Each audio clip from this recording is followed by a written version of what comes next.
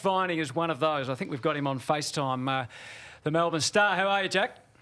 G'day guys, I'm well, thanks. How are you? Yeah, we're good. How have you spent your time so far since you came back from Perth?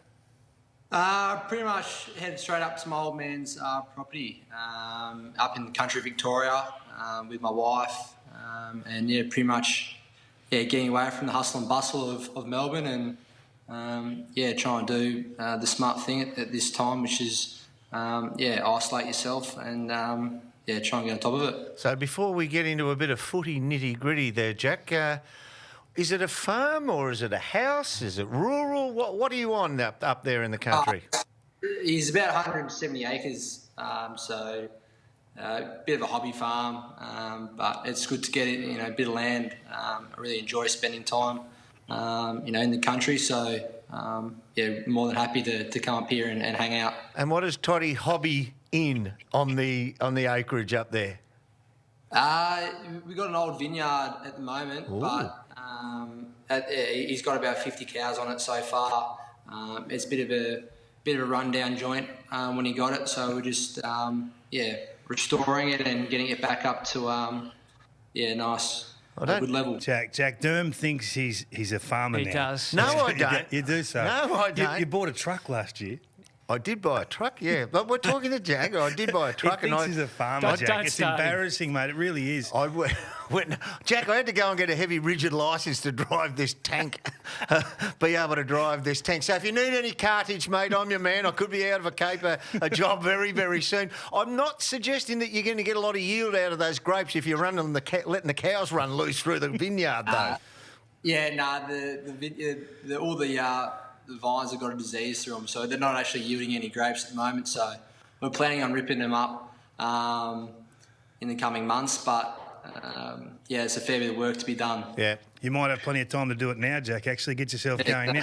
What are you going to do? Have you sat down and mapped out a plan of what your next few weeks looks like? No idea. It's been such a whirlwind couple of weeks. Literally on the bus to the football game on the weekend, we're getting, text messages that the season's been postponed. So we didn't even know we were going to the stadium to play. So that's just kind of the landscape leading up to the game, was just the uncertainty. And even post the first round we still really don't know what's going on. We're just taking it day by day at this stage and, staying positive and optimistic. How did it feel, given you just found out that it was going to be the last game, how did it feel going out to play? Were you able to put that out of your mind, or did it affect you, do you think? It definitely would have played on a lot of guys' heads,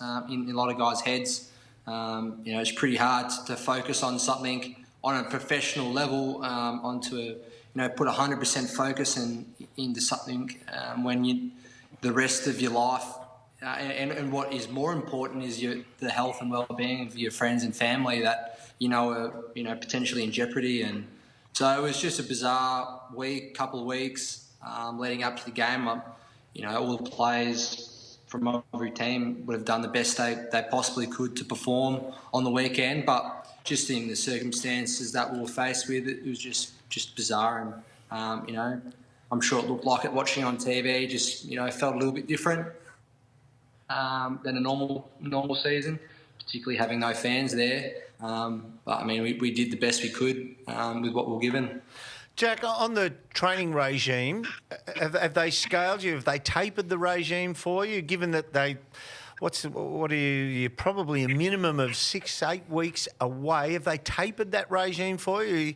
You got a little bit of fatten the cow, so to speak, for the first month, and then haul in. No, we've all been given programs, and from the Melbourne Football Club, they want us training hard. It's not an off-season kind of setup. It's we're ready to when we get the signal to come back. We're all going to be in shape and ready to hit the ground running again. So that's how we've approached this period. And that's how our programs look at this stage. So we're just waiting for the call, stay fit, healthy, and look forward to getting back out there as soon as possible. given your form in round one, it's a real disappointment given this is the first proper chance you've had at hitting the ground running for a couple of years, Jack. A horrible pre-season last year after surgery and whatnot. How are you going to approach it? Because you looked ready to go. You looked angry on the weekend and your form was absolutely first class. Yeah, I really enjoyed getting some training in the off season, pre-season. Just getting the continuity of training makes a huge difference to your performance, your mindset. It just gives you confidence. So that was really pleasing, and it is what it is with what's happened at this stage. I've got the mindset of just continue to train as hard as I can with the resources around me. It is going to be a bit different because of the isolation guidelines. It's not like we can go train with a bunch of guys to get in the footy skills and the conditioning skills. So it's going to be a bit weird, but we just do the best we can, and that's where my head's at the moment, and I'll be ready to roll when we get the signal it's back on. How did you assess the performance from the team then, or does it sort of feel like it's hard to assess given that you're not going to play for another 10 weeks at least? Yeah, it was disappointing. There's no doubt about that, the way we performed on the weekend. But, besides that, I haven't really had a big, in-depth think about the game. My headspace has been elsewhere.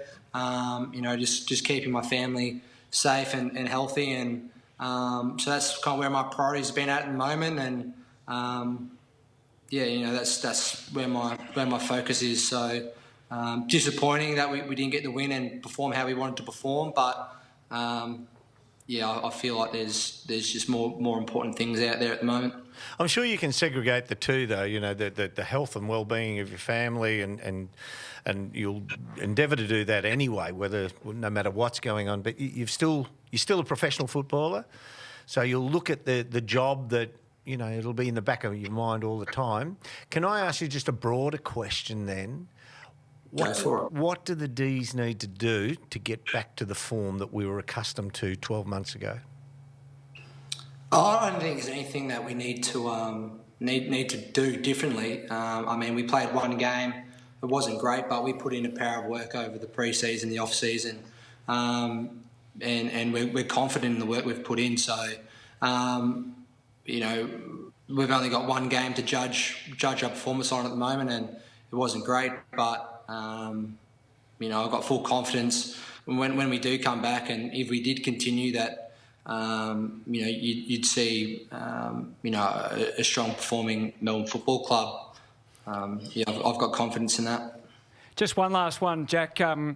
Been a lot of discussion about the pay and the cuts that people across the whole industry are going to have to take. What's your thoughts on it from a playing point of view, and how do you try to assess what's fair? Yeah, I'm kind of leaving it to the AFL and the PA and the delegates to really work all that stuff out. The industry's under the pump like a lot of other industries around the country. So, we've got to do what we've got to do. We'll get through it, and that's where my head is at. We'll leave it with the AFL and the PA. I don't really have any other comments around it. No, fair enough. He's going to have to get Toddy to help him with the strainer posts, though, Dave. That's He's trying to make he's a farmer again. Jack, thanks. We really appreciate you joining us. So Derm's available for any pastoral advice you have. So, cheers. Thanks well for having done. on. Jack Viney joining us there. He's a beauty. I coached him at Carey Grammar. Yeah. And the story was at Carey Grammar that they used to have to take him out of games because he was too hard on the other kids. He was too tough for the other kids. He's a rip. He still looks like a kid, doesn't he? But he's a